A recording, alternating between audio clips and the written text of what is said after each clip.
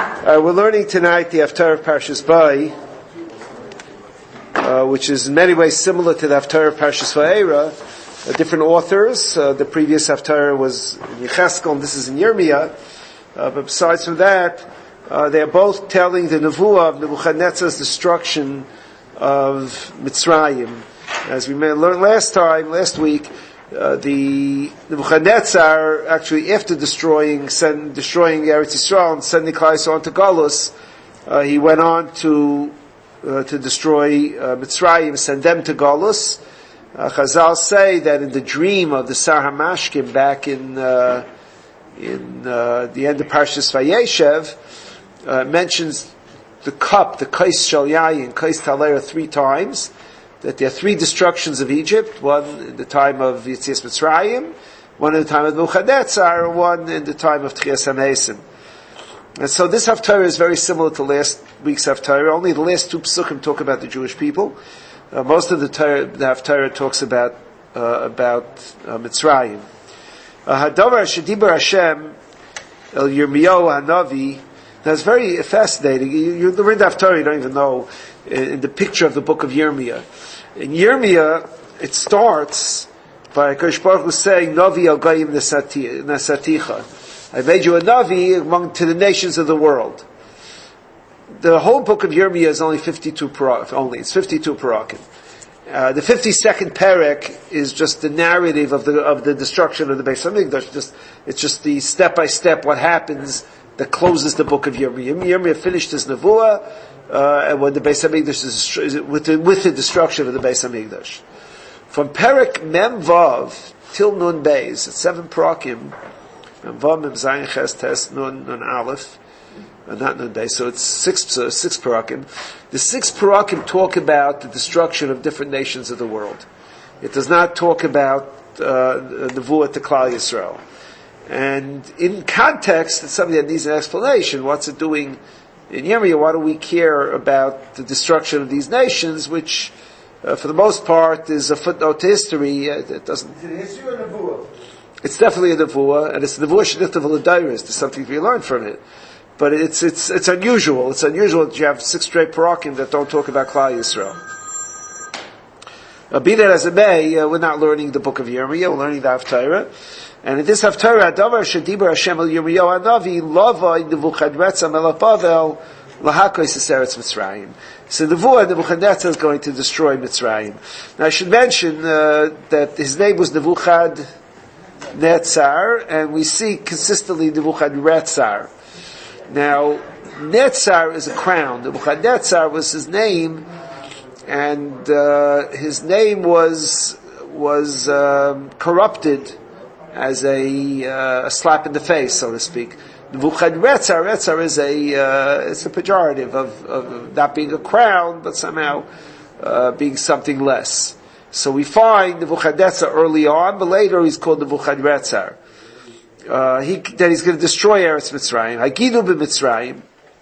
The Navi says the nevuah is only worth something if it's beforehand.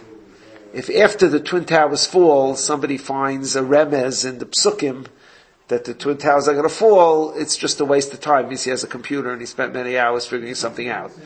If before the Twin Towers fall, he tells you there's a remez that the Twin Towers are going to fall, now that's pretty good. So the Navi is saying, I'm speaking before it happens, many years before it happens, because the destruction of Mitzrayim was after the Churban, and his nevuah ended then. So he's telling you ahead of time, Hagidu b'Mitzrayim, spread my word to Egypt, Vashmiu b'Migdal, let it be known in a place called Migdal, Vashmiu b'Noif u'v'Sach Parches, let it be known in places called Noif and Sach Parches, Imru v'Siatzev v'Hachei Lach, get up and prepare yourself, ki ochla cherev svivecha, because the sword will destroy everything around you. Again, an important thing to know for Navi, those of you who have been learning Navi for a while know, Ochla is past tense. The Navi is saying what will happen.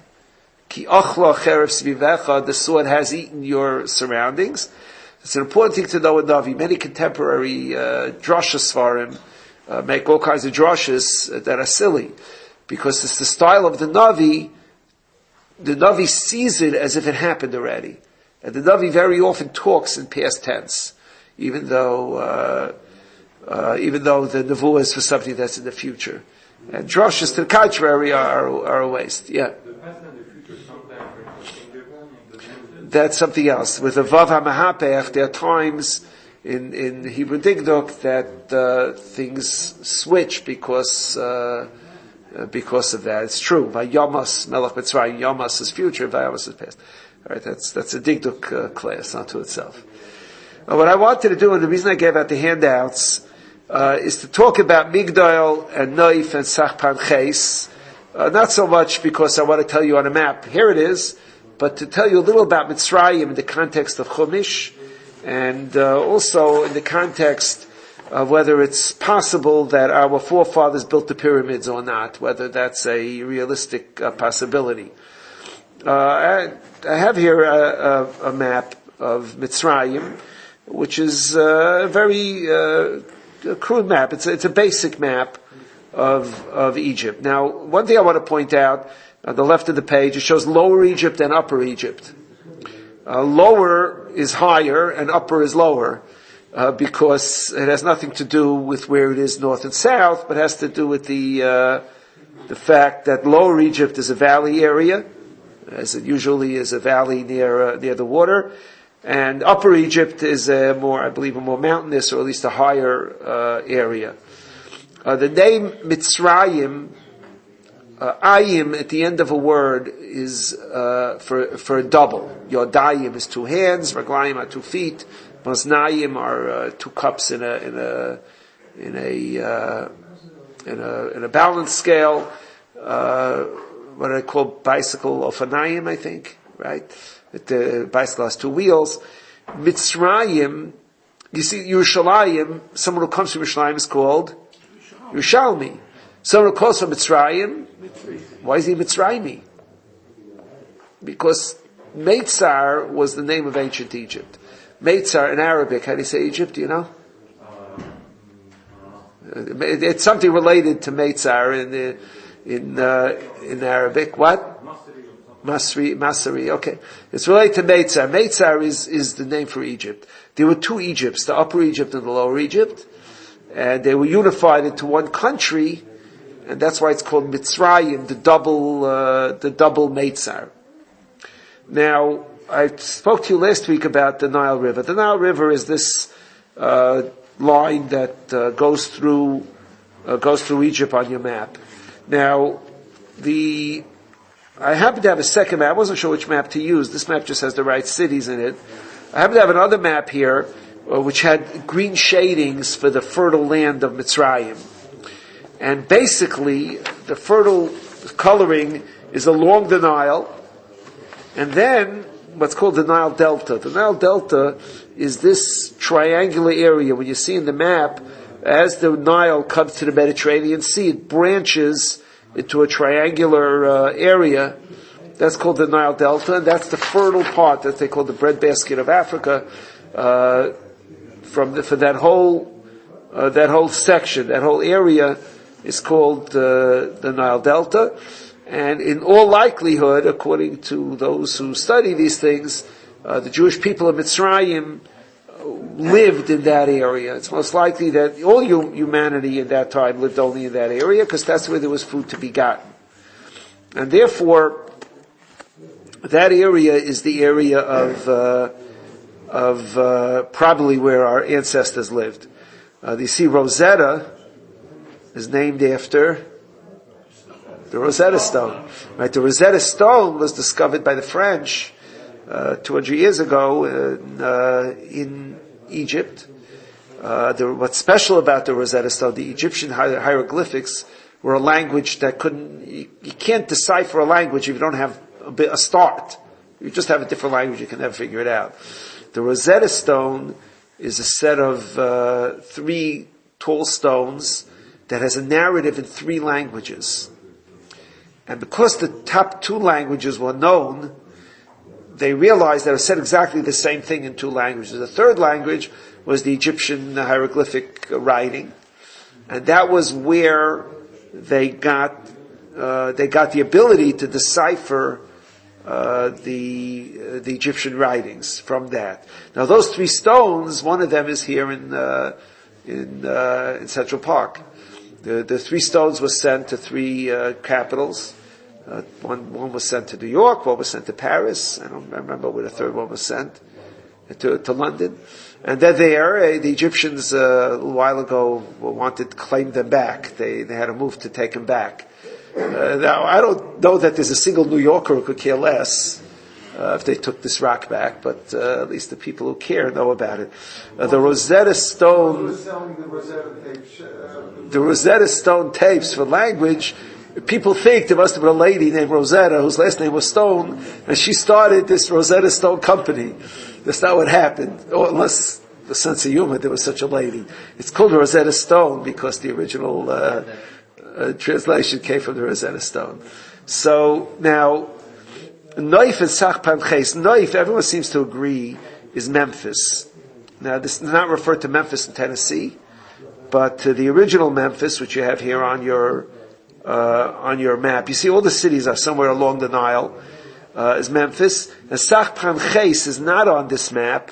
It's an area known as Pelusium. It's all the way opposite Rosetta, where the Nile enters into the Mediterranean on the right side. Those are the 2 capitals of ancient Egypt, Noif and Sachpan Ches. And those cities are referred to here. Now, what's interesting is that Giza is the city of Giza, is the Valley of the Kings. That's where the pyramids are, in that valley. It's not likely that Klal Yisrael ever was there, and therefore Menachem Begin's statement to Sadat, when he saw the pyramids, that his grandfathers did a good job, is likely not true. Likely not true. Where was it? There, where Pisam and Ramses were? Yes. Pisam and Ramses were opposite Rosetta, somewhere in the right half of that delta. That's a triangle. Delta doesn't mean triangle. Delta means a flat, plain area. But here it says triangular, which it often is. And that area, somewhere in that area, likely was, no one knows for sure, but Pisam, Ramses, and Goshen were likely around there. What? We don't know where it goes. No one knows for certain, but the feeling is that it was there because it was in a place where the Nile floods great areas, as is mentioned in Chazal regarding Mitzrayim. Longer and bigger in the old times? I don't recall. I was very young at that time. I don't remember. The only reason that it might flood less now is because there are more canals. And obviously, the more water you cart off in canals, the less flooding of land you're going to have. The Egyptians believed that the god flooded the Nile, and if they misbehaved, then it would be a big flood, and it would inundate homes, and if they behaved, it would be different. And that was part of the old ancient thing. Now here, there's something very interesting. There's a city called Heliopolis, which is at the base of the delta. It's not far from Giza. The base of the delta is at Cairo. You see, Cairo is at the base of the fertile part of Egypt. There's an ancient city, it's not a city today, which is near it, which is Heliopolis. Now, Heliopolis means the city, and Heli is the city of the sun. Presumably, each city had its own Avodah Zarah in the ancient days. And Heliopolis was the city in which they served the sun. The sun was the Avodah Zarah. Now, I believe, I didn't have a chance to look it up, I believe that Rabbi Kaplan made the suggestion that Ramses is Heliopolis, because Ramses, in ancient Egyptian, Meses is son of. Moshe was called Meses, or something like Moshe, because he was the son of the river. So she gave him a name, Meses. Ramses, Ram is the son. Ramses is the son of the son of the sun, the son of the heavenly body of the sun. So Heliopolis there, he suggests, was Ramses. If it was Ramses, then it's not so far from the pyramids, and that's the. It is possible they did the pyramids. Everything's possible. It's possible. But it's not the conventional thinking. The conventional thinking is that it's not. And I just wanted, first of all, I wanted to show you the Nile. Look at the Nile. You don't even see. You see how far the Nile goes down? I mentioned to you last time. It's a 4,300 mile river, and everything in Egypt is around, or at least certainly in ancient days, was around the Nile. And to see how the Nile on the top spreads out answers a problem with Rashi. Rashi in Parshas Maseh, we have today the Suez Canal, where you see the Red Sea, it doesn't quite hit the Mediterranean Sea. So today it does. The Suez Canal was a canal dug to connect the Red Sea with the Mediterranean Sea. The Jewish people, to get to Sinai, did not have to cross the Yam Suf. They didn't have to cross the Red Sea. They could have traveled on land. As a matter of fact, according to the Gemara in Erechin, they did. It's not well known. But you ask most first and second grade Rebbeim, and the Jews crossed the Yam Suf. They went from one side to the other side. Most people assume that. The Gemara there says it's not true. They crossed the Yam Suf. They didn't cross the Yam Suf. They went into the Yam Suf in a semicircle and came back on the bank on the same side, on the African side of the Yam Suf, according to that Gemara. I haven't spoke about why it would have been that way, but it's not important now. What's important now is that they came back to the African side, as I state in the Gemara, and later crossed into Sinai without crossing any waterway. And the way they did that is they hurried and got there before the Suez Canal was dug. They were able to cross into the Sinai on land because there's a land connection. I started to say it answers a difficulty in Rashi. When the pasuk says in Maseh that the boundaries of Eretz Yisrael are going to reach Nahar Mitzrayim, so what is Nahar Mitzrayim? So Rav Sadia Gaon and those who follow him say it's Wadi Al-Arish. Wadi Al-Arish is a string of swamps and waterways in the Sinai. Which would be Nahar Mitzrayim, the waterway of Mitzrayim. So Eretz Yisrael reaches to somewhere in the middle of the Sinai. Rashi consistently, Rashi in Maseh, Rashi in Navi, says Nahar Mitzrayim is the Nilus, is the Nile. Now, it's a little overwhelming to think that Eretz Yisrael extends this whole Nile, everything that's northeast of it is part of Eretz Yisrael.